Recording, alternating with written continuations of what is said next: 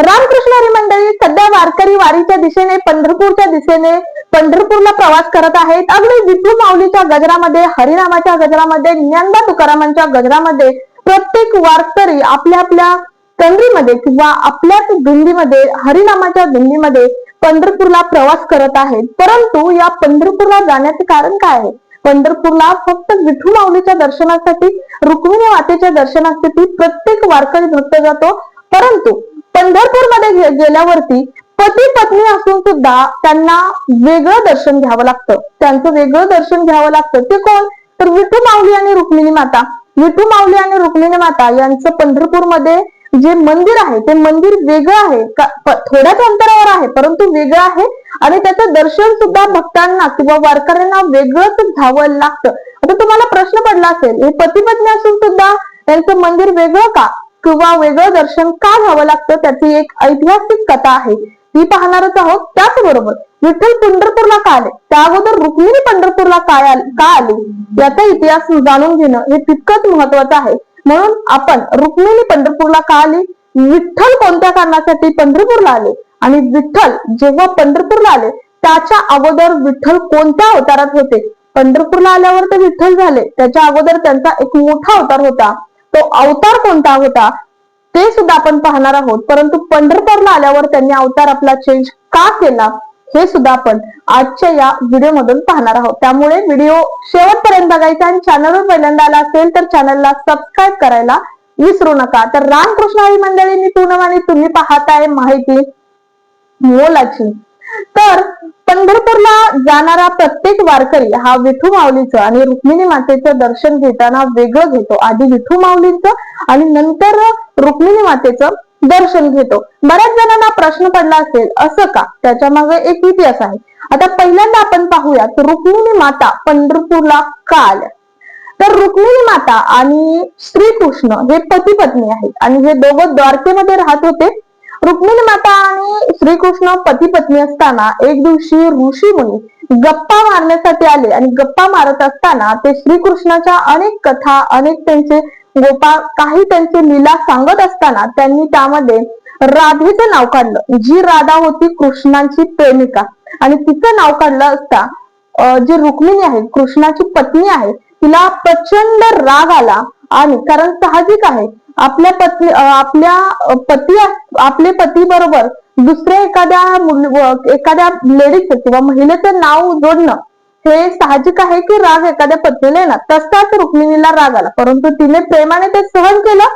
नंतर एकदा गप्पा मारताना पुन्हा राधेचं नाव पुन्हा त्यांच्या तोंडात आल्यावरती मात्र रुक्मिणीचा राग हा अनावर झाला आणि रुक्मिणीने नंतर जे द्वारका आहे ती द्वारका सोडण्याचा निर्णय घेतला आणि ती सरळ निघून आली दिंडोरी वनामध्ये. आता दिंडोरी वन म्हणजे काय, तर पंढरपूर मध्ये निघून आली आणि तिथे ती तपश्चर्याला बसली. हे जेव्हा श्रीकृष्णाला कळलं तेव्हा श्रीकृष्णाने द्वारका सोडण्याचा निर्णय घेतला.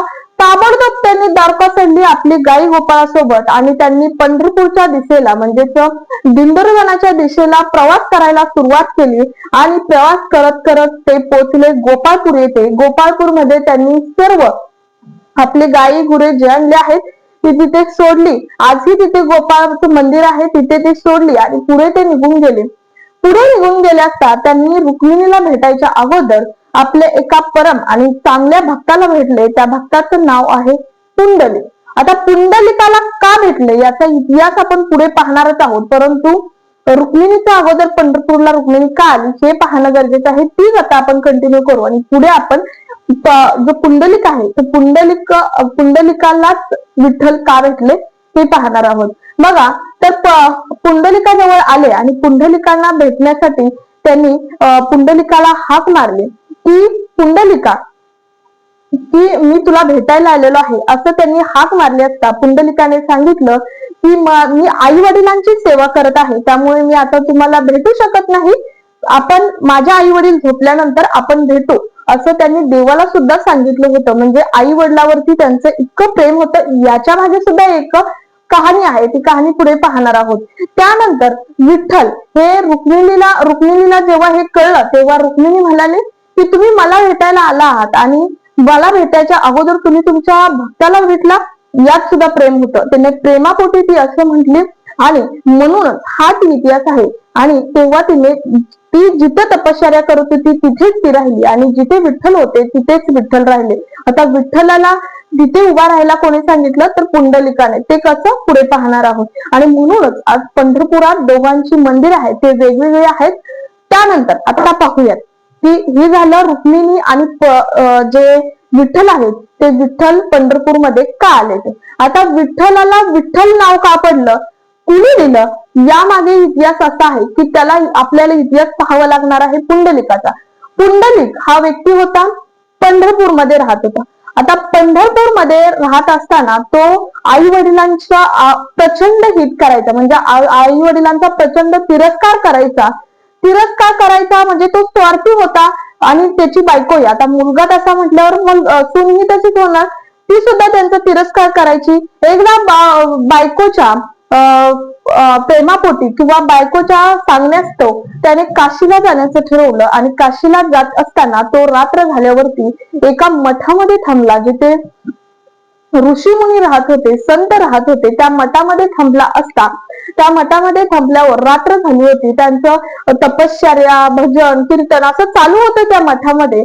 चालू असताना 3 महिला अगदी कळकट मळकट कपडे साडी नेसलेल्या कपडे घातलेल्या आल्या आणि त्यांनी तो मठ साफ केला किंवा त्या मठामध्ये सर्व जे संत आहेत त्यांची सेवा केली, संतांच्या आई वडिलांची सेवा केली.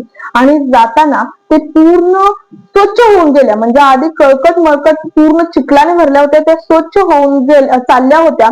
तितक्यात पुंडलिकाने विचारलं, तुम्ही कोण आहात.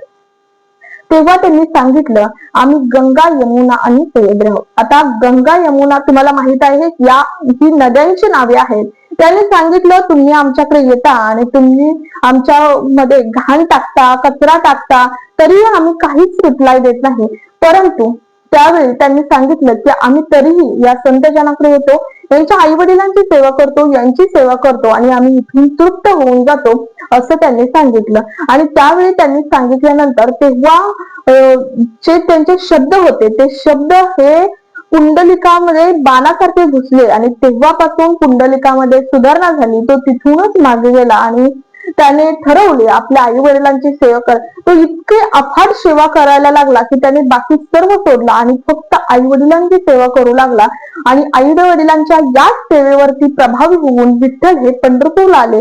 आणि पंढरपूरला त्यांनी विठ्ठल म्हणजे ते श्रीकृष्ण हे पंढरपूरला आले. आणि पंढरपूरला गेल्यानंतर त्यांनी विचारलं की पुंडलिका, मी तुला भेटायला आलो आहे, तू मला भेट, असं म्हटल्यावरती तो म्हणाला की मी सध्या आई वडिलांची सेवा करत आहे, त्यामुळे आपण आता भेटू शकत नाही, माझे आई वडील झोपल्यानंतर आपण भेटू, असं पुंडलिकाने सांगितलं.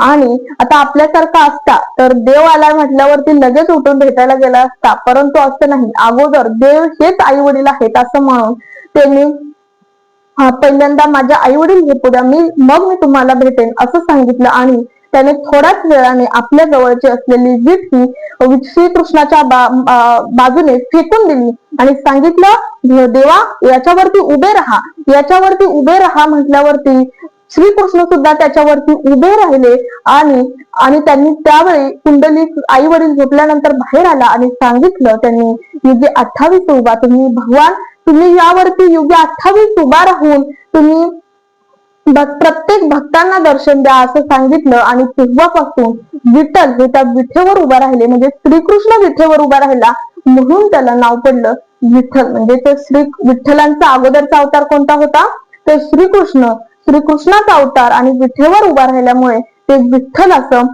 त्यांना नाव पडलं. तर हा आहे इतिहास विठ्ठल पंढरपूरमध्ये येण्याचा. विठ्ठलाचं नाव विठ्ठलच का पडलं, रुक्मिणी का पंढरपूरमध्ये आल्या, आणि पुंडलिक सुधरला का, किंवा ते पुंडलिक हा विठ्ठलाचा आवडता भक्त का होता. प्रत्येक वारकरी भक्ताला हा इतिहास माहीत असणं गरजेचं आहे. त्यातून एक संदेश एक महत्वाचा आहे की नात्यामध्ये कितीही खोळंब आला किंवा नात्यामध्ये काही ना काही ठिणग्या पडल्या तर प्रत्येक नातं हे जर प्रेमानं घेतलं तर ते टिकतं.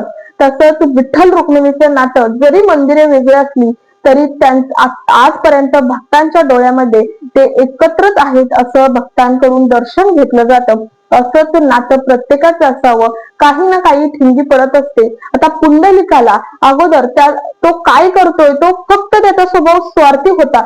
तो काय करतोय, आई वडिलांची सेवा करत नाही, काय करतोय हे त्याचं त्यालाच कळत नव्हतं. पण त्याला योग्य मार्गदर्शन भेटल्यामुळे तो एक चांगल्या मार्गावरती गेला. असं प्रत्येकाच्या जीवनामध्ये जर योग्य मार्गदर्शन भेटलं तर नक्की एक चांगला मार्ग सापडेल. आजचा हा अंतिम संदेश हा प्रत्येकांसाठी मोलाचा आहे आणि आपल्या व्हिडिओमधून आपण हा मोलाची माहिती म्हणूनच तुम्हाला ही मोलाची माहिती दिलेली आहे. प्रत्येक वारकरी भक्तांना ही माहिती माहीत असणं गरजेचं आहे. तो हा व्हिडिओ प्रत्येक वारकरी भक्तापर्यंत शेअर करा. भेटूयात पुढच्या एका अशाच मोलाच्या माहिती समोर. तोपर्यंत रामकृष्ण हरी.